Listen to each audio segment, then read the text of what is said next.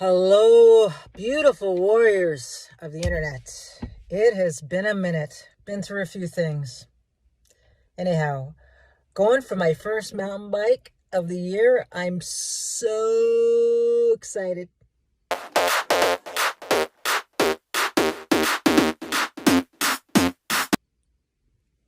And I got my new hat.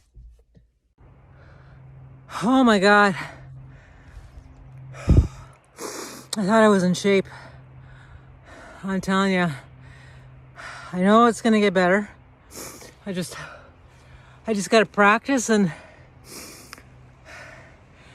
I'm a little afraid of all the roots and going up a hill and going backwards.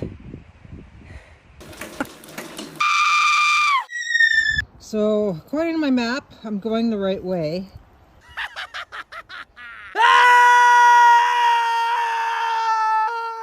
All right, I survived. It was fucking scary. Holy shit. I don't know how fast I was going, but I was going pretty fast. And they were like this and like that and like that. Parkour!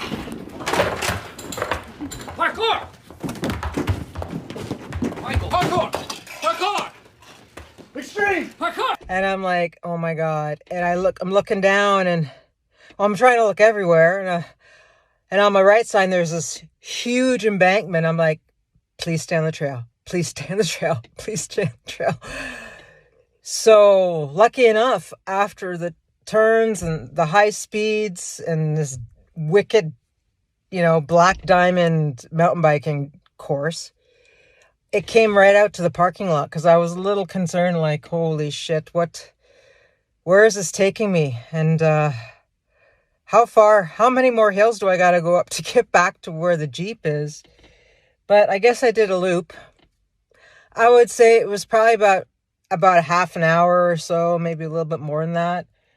But that's really good for my first day. I was able to actually practice my gears and whatnot. And I think I just got to keep coming out here because there's so many different trails and really like spend time out here. And then I'll feel a little bit more confident as to what I'm doing. I am definitely a roadie. This is completely different. So it is challenging, but it's fun. It is fun. I can see how a buddy of mine told me, you get into this, you start getting into this, it becomes addicting. I can see why. It's fun. You're in the woods, which is my safe place. But I didn't feel that safe today, but it is my safe place. And you're outdoors and I'm getting out of the house. And I think that's what I really needed to do today is I needed to get out of the house. I was too much in my head. I wanted to talk a little bit about hope today.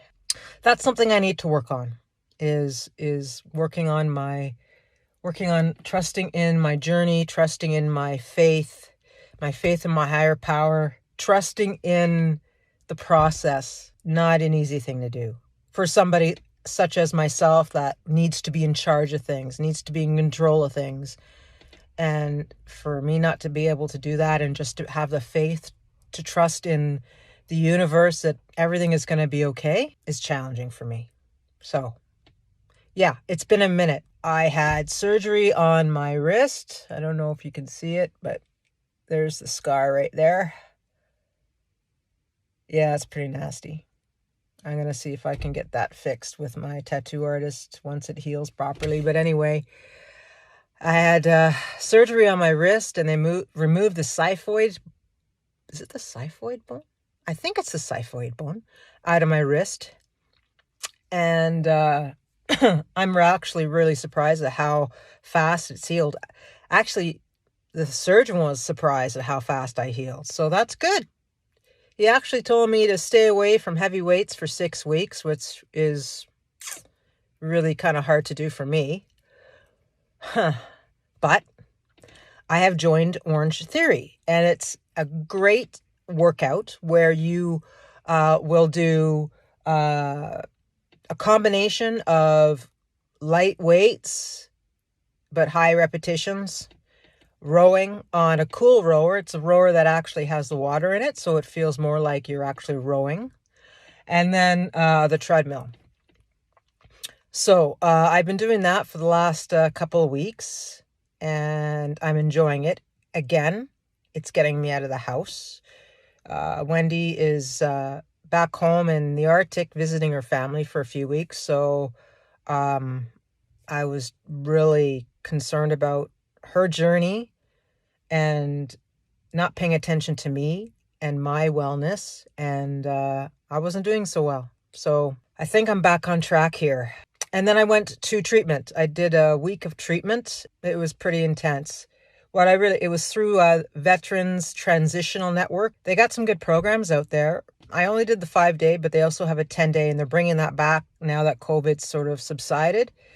But the 5-day was pretty intense, I gotta say. And what I really liked about it is that it was just the four of us, mixed, like either vets or RCMP, actually, all retired, and and they're all women, which is huge. And I don't know why they don't do that in treatment. Like, I've been to 2 other treatment facilities through my journey here, and I haven't been in a group where it's just women, and it made a big difference. It made it a lot easier for me to share right away. And the fact that there were women, and 2 of the women plus 2 of the volunteers were cops as well.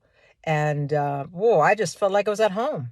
I was just talking to my homies, It was amazing. And I was able to share stuff that, like, 2 traumas that I haven't been able to even talk to my psychologist about. Good on me. And I just continue my journey from there. And that's what I'm doing. I'm hoping to get a group of people together to go for coffee, but it's been a bit of a tough time to do. We all have our own lives, and some of us have kids and families, whatever, and it's not easy to do, especially when you're living with the symptoms of an occupational stress injury, depression, anxiety, all that stuff. One of us could be off, the other 2 could be on, or we could all be off. It's like, but what I like about it is that at least we all get it. It's not like, oh, okay, you don't want to go for coffee, what the hell's wrong with you type of thing.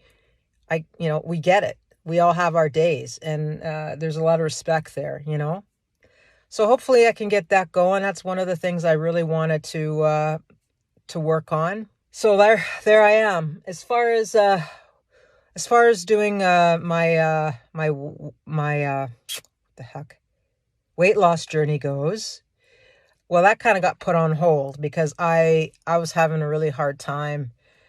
Like, after Christmas, I don't know, it was Christmas, and then probably 4 weeks into that I was really having a hard time. It was tough for me. It was tough. I was a bit more depressed than I have been in a while, and I just didn't feel like doing too much, and I didn't. And it's a good thing that other people like to cook in the household, because I wasn't doing any of that. I was doing the bare minimum stuff, and that's why I didn't do any videos. I just wasn't ready to get back into videos on a consistent basis. So yeah, I'm getting back into it. So yeah, you'll see more videos. I'll talk about my weight loss journey on another video and tell you what I'm doing. But for hope, it's not an easy thing to do when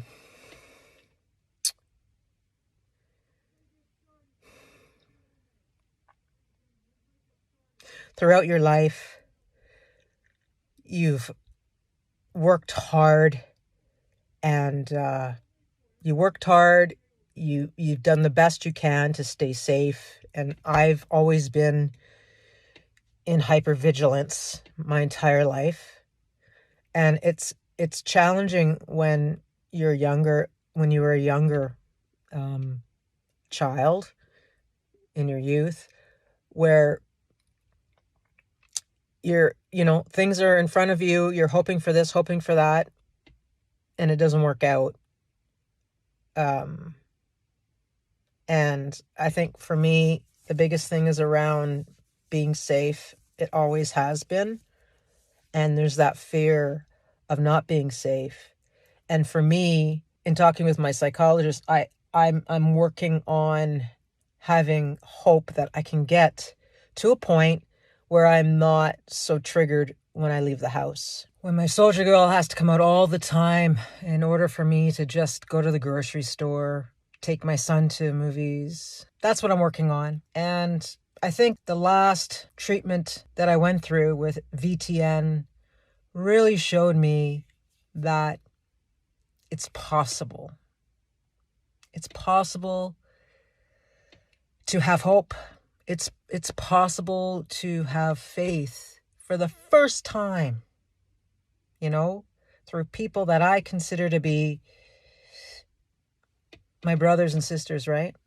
And I walked away from that program with a door opened, and there's the possibility of me walking through that door and continuing my journey. I'm back, and I'm really back, because I know in January I said I was back and I wasn't quite back. I'm back, and I look forward to continuing my journey with all of you beautiful warriors out there. We'll see you on the next one. Take care of yourselves. Be safe.